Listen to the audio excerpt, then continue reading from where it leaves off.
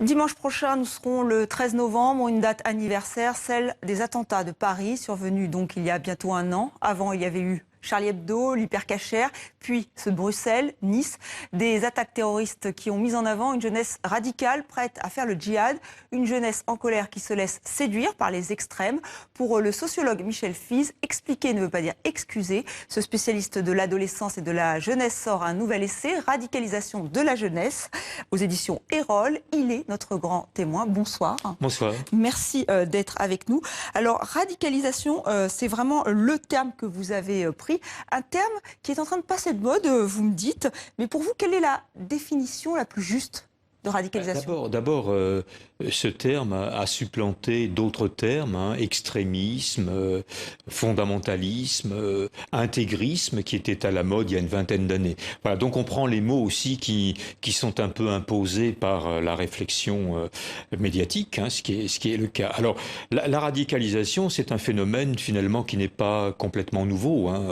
Je crois qu'on pourrait en situer les premières traces après évidemment le 11 septembre 2001, quand on a vu surgir, notamment dans les banlieues, évidemment, les premiers signes de séduction d'une jeunesse en grande difficulté, à qui on apportait finalement un projet de vie nouveau. Voilà, idéalisé, héroïsé même, et ça a marché évidemment vis-à-vis d'un certain nombre de jeunes, même si le phénomène a été quand même contenu jusqu'à évidemment ces dernières années. Alors vous distinguez deux jeunesses dans ce recueil, deux radicalités, celle qui choisit le djihadisme et l'autre le Front National.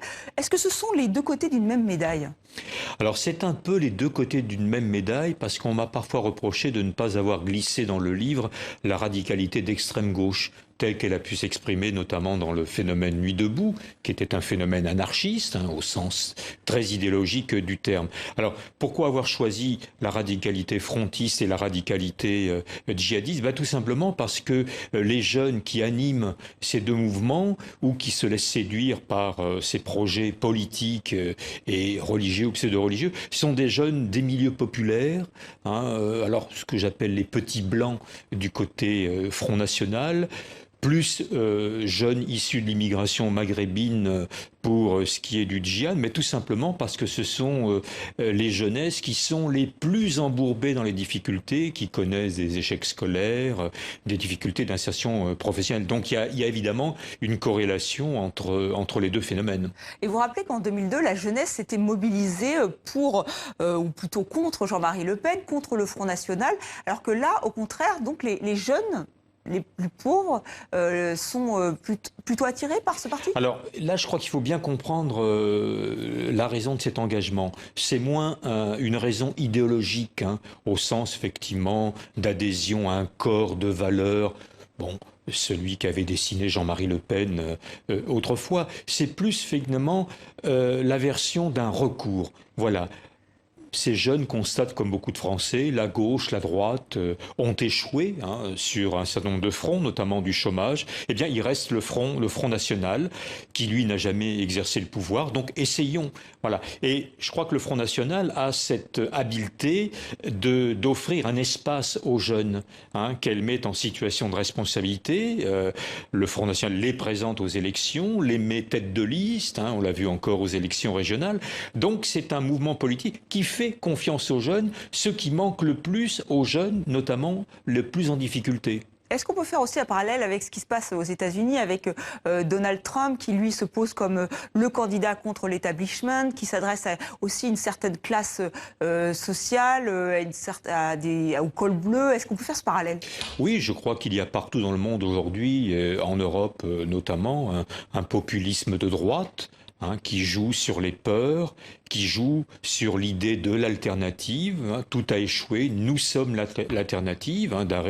Marine Le Pen le dit clairement, faites-nous confiance, voilà, nous allons vous apporter des solutions à l'échec scolaire pour les plus jeunes, à l'emploi, et puis surtout redonner un sens aux choses. Je pense que ce qui manque beaucoup aux jeunes, je l'avais expliqué dans un livre précédent, Jeunesse à l'abandon, ce qui manque, c'est une identité positive. Voilà, se sentir à part entière dans la société. Là, ces jeunes sont exclus, y compris de la citoyenneté. Et là, par magie, on leur apporte un projet identitaire, j'allais dire clé en main. Voilà, il suffit d'eux. Voilà, alors pour le djihad, c'est clair, hein. Oui. Il suffit de devenir un soldat martyr. Quel évidemment magnifique rôle. Vous deviendrez effectivement les Là aussi, c'est premiers au trouver un paradis. sens de à sa vie. Vous dites c'est Oui. changer de vie, changer la vie avec les djihadistes. Absolument, hein. Je pense qu'il y a derrière ça un phénomène de reconnaissance sociale que notre société n'apporte plus, en particulier à ces jeunes, mais aussi à beaucoup de Français. Et donc, on va vers ce qui apparaît malheureusement, parce que ce sont évidemment des phénomènes de violence, hein, comme des recours, voilà, des voies alternatives. On le voit bien avec Donald Trump que vous citiez tout à l'heure, hein, qui incarne aussi un extrémisme de pensée. Et quelque chose qui séduit beaucoup, notamment ces jeunes que j'ai étudiés, c'est un discours simple. Ce sont des mots simples, des mots qui sont compris de tous. Voilà. Et puis des valeurs très binaires. Le bien, le mal, les bons, les méchants, voilà, ça marche à la fois pour le Front National et pour le djihad. Mais est-ce qu'on peut les comparer avec ces jeunes de l'ultra-gauche qui choisissaient la révolution dans les années 70 ? Alors pas tout à fait. Donc ces jeunes, je les ai exclus de l'étude parce que ils appartiennent plutôt aux couches moyennes. Ce sont plutôt des étudiants. Ce sont plutôt des jeunes qui ont une pensée politique quand même plus structurés, mais ce sont des rebelles aussi, c'est-à-dire ils considèrent qu'il faut mettre en place un autre monde, en tout cas une autre mondialisation, qu'il faut inventer une autre démocratie, plus participative, plus directe. Nuit debout, ça a été ça a été la démocratie grecque, hein, c'était l'agora, le forum romain. Voilà, qui se réunissait à République à Paris. Alors vous citez très souvent Gustave Le Bon, psychologue et sociologue français du XXe siècle, et vous dites qu'il avait déjà anticipé ce qui se passe aujourd'hui, c'est-à-dire Vous savez, bon, j'ai cité Gustave Le Bon parce que, bon, parfois, au hasard des lectures, on tombe sur une pensée qui peut être originale et permet de comprendre son temps. Bon, j'aurais pu tout aussi bien parler de Karl Marx, qui aussi avait pressenti la mondialisation. Donc, il y a toujours des époques charnières, hein, des époques qui sont des tournants. Le 19e siècle, il n'est question que de crise de l'autorité, de crise de la famille, de crise du politique, hein. Vous savez, la critique des partis politiques qu'on entend beaucoup, et souvent à juste titre, hein, c'est une critique déjà ancienne. On n'invente jamais rien, en fin de compte. On réactive des phénomènes que le passé nous a déjà présentés.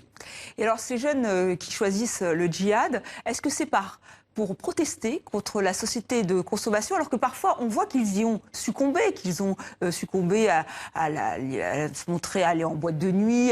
Est-ce que vous voyez ça comme une exclusion ou plutôt ils se sentent exclus de partout, donc ils choisissent le djihad ? C'est un rapport très particulier qu'ils ont au djihad, hein, et un rapport très particulier à la religion musulmane. D'abord, je crois qu'il est faux de dire qu'ils ne comprennent rien au Coran, qu'ils n'ont jamais lu la moindre sourate du Coran. Bon, il y a des sourates, je le dis, des sourates guerrières dans le Coran, hein. Il suffit d'en prendre une ou deux et effectivement on a le scénario de l'engagement guerrier que l'on connaît. Mais malgré tout, ils ont été élevés dans la société française, dans une société occidentale, donc ils peuvent avoir, ne serait-ce que sur eux, sur le plan vestimentaire, hein, des signes d'appartenance à cette société occidentale, du paraître, du vêtement. On peut voir de jeunes djihadistes, de jeunes filles, porter une tenue évidemment religieuse très classique, mais malgré tout avoir du maquillage, les dernières baskets de marque. C'est pas incompatible, hein, c'est un mélange. Est-ce que c'est la seule révolte possible aujourd'hui dans une société de surconsommation, afficher son côté musulman ? Pour les jeunes. Je pense que le djihadisme apparaît peut-être paradoxalement comme une idéologie de substitution et, comme je le disais tout à l'heure, très simple à comprendre, donc auquel on peut adhérer très très facilement. Pour le reste, je crois que nous sommes embourbés dans l'individualisme, hein, dans cette philosophie de l'individu roi, qui empêche quand même, sauf évidemment grand événement de l'histoire, bon, il y a eu, je dirais, la loi travail, qui a mobilisé évidemment les Français dans la rue, mais c'est très très difficile aujourd'hui, hein, dans cet éparpillement d'individus, d'avoir les réflexes collectifs qu'on a pu avoir en mai 68 et à d'autres périodes de l'histoire. Alors vous posez de nombreuses questions dans votre livre, dont celle-ci. L'islam serait-il réellement martyrisé par l'Occident ou bien est-ce le contraire ? Alors finalement, quelle est votre analyse ? Bah, vous savez, c'est toujours difficile. Là, c'est l'histoire de la poule et de l'œuf qui a commencé. Bon, il y a un certain nombre de philosophes, Michel Onfray par exemple, qui dit bon, c'est nous qui avons commencé la guerre contre le monde musulman, qui se défend et donc qui justifie la guerre juste menée par l'État islamique. Bon, je crois que c'est beaucoup plus compliqué. Il y a aussi des enjeux de pouvoir, des enjeux de domination de la planète.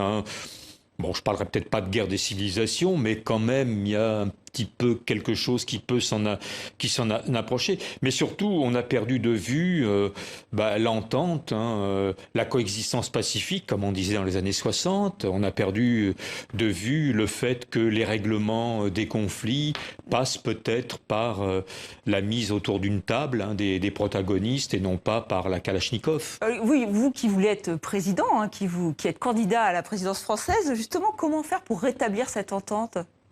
Je pense d'abord que la surenchère de violence n'est jamais la bonne solution. Donc je crois malgré tout, même si l'objectif est difficile, qu'il faut nouer le dialogue. Je pense qu'effectivement, par rapport aux conflits dans le monde, il faudrait être capable, alors, évidemment, de trouver des interlocuteurs pour dialoguer, mais on ne répond pas à la violence par la violence. On répond à la violence par le dialogue paisible, par l'échange. Vous savez, ce que font les recruteurs de jeunes djihadistes dans les cités est extrêmement habile. Ils prennent le temps d'écouter, ils parlent, ils dialoguent à longueur de temps. Voilà, c'est peut-être ce que nous avons perdu de vue aujourd'hui dans des rapports de génération qui sont très compliqués. Et c'est ce qu'il faudrait remettre en place selon vous. Voilà. Très bien. Merci Michel Fils d'être venu sur le plateau de TV5 Monde. Je rappelle le titre de votre ouvrage, Radicalisation de la jeunesse, la montée des extrêmes. C'est aux éditions Erol. Encore merci d'avoir été notre grand témoin.